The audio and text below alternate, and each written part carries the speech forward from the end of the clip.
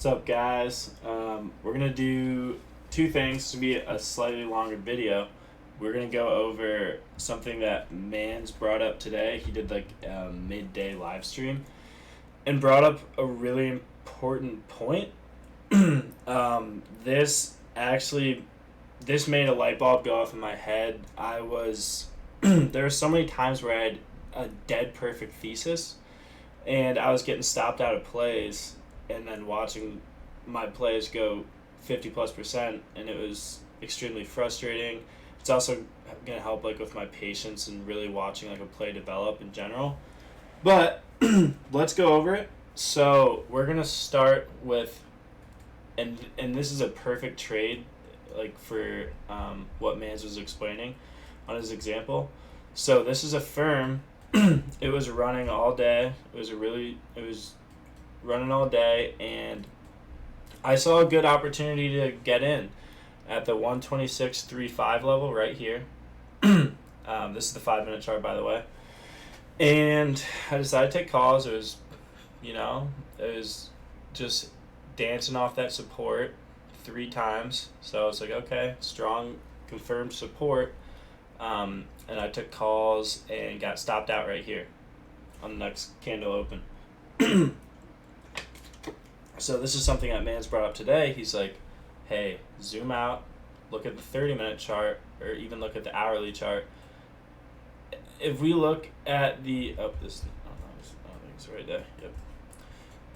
If we look at that chart, it was, look how bullish it is.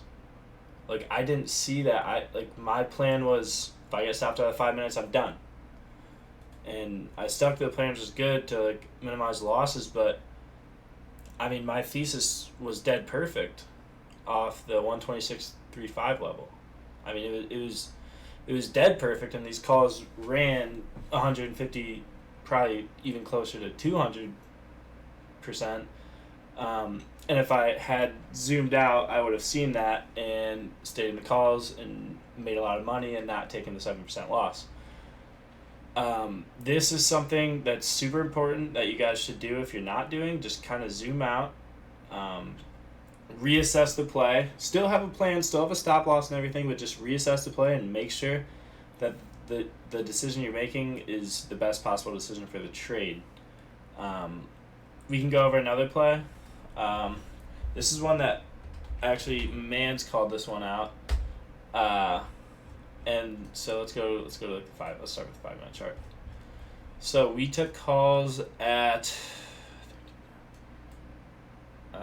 right here, and I'm just gonna get out of the 5-minute chart because it looks gross. Let's go to like the 30-minute chart.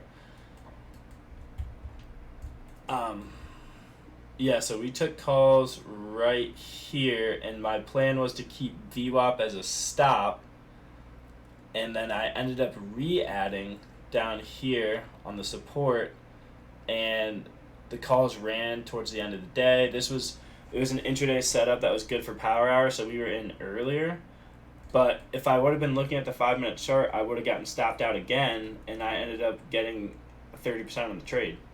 And I held a couple lottos overnight, but and I'll show you exactly where I scaled out too. I scaled out right as we crossed VWAP. I scaled the contracts at 0.50, got them for like 30 or 35, somewhere in that level. But yeah, it was just another example of I would have gotten stopped out if he hadn't went over that and I hadn't known that. Another trade we can go over is any. I took this one like legitimately 3 minutes after he explained this. So let's start with like 30-minute chart. Let's see what time this was. 15:50.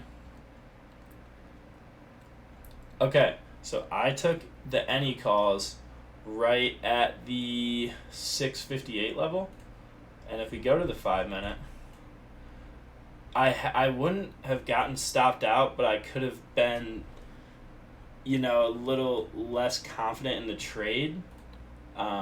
And then like if we go to the 30-minute chart, it looks so strong. Like it just, the picture looks so much better.